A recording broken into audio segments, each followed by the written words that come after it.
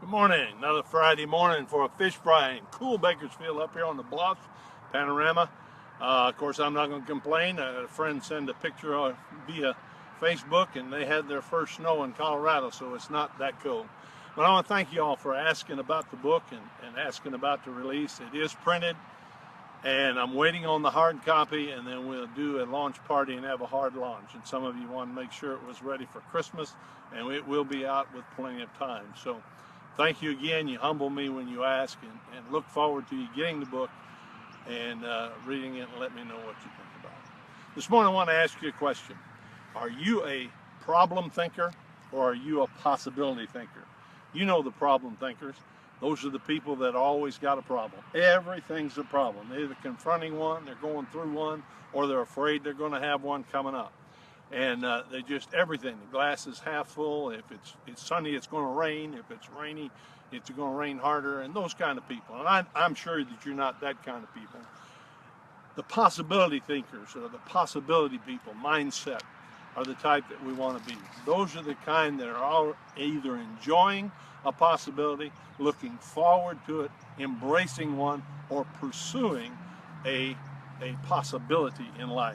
I want to call your attention to a book I have. A friend of mine, Roger Crawford, wrote this one called Think Again. And it's a great book, and he's a wonderful man, and he's one of the endorsers on my book.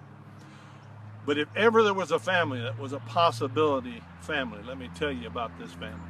Roger was born with one finger on his left hand and two fingers on his right hand. To make matters worse, he had a foot that was backwards, and they had to amputate a leg. And if any time there was a family that could have been a problem-thinking family, could have been this one. But his dad was a wonderful man, and Roger responded well, and he was a possibility thinker. And you need to read this book or read the one, Playing from the Heart. It's a tremendous, tremendous book.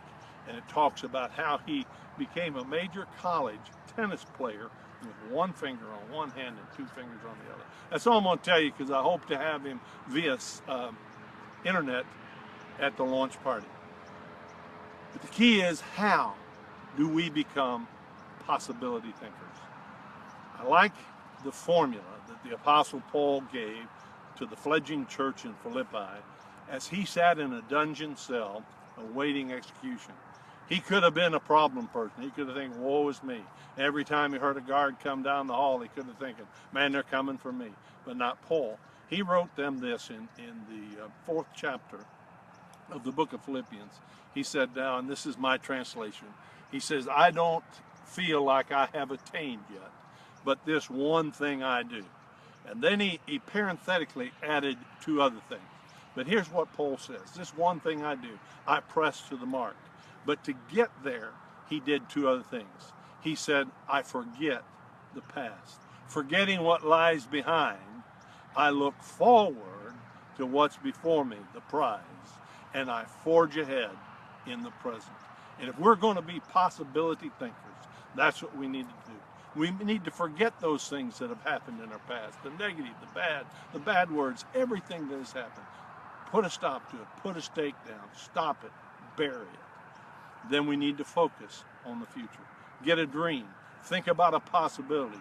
Think about, I could do that, I can do that, and I will do that. And then finally, just wherever you are, forge ahead. Do the best you can where you are. Like the old preacher said, bloom where you planted. And so just bloom where you are, look forward, forget what's behind you, and you will become a tremendous possibility thinker.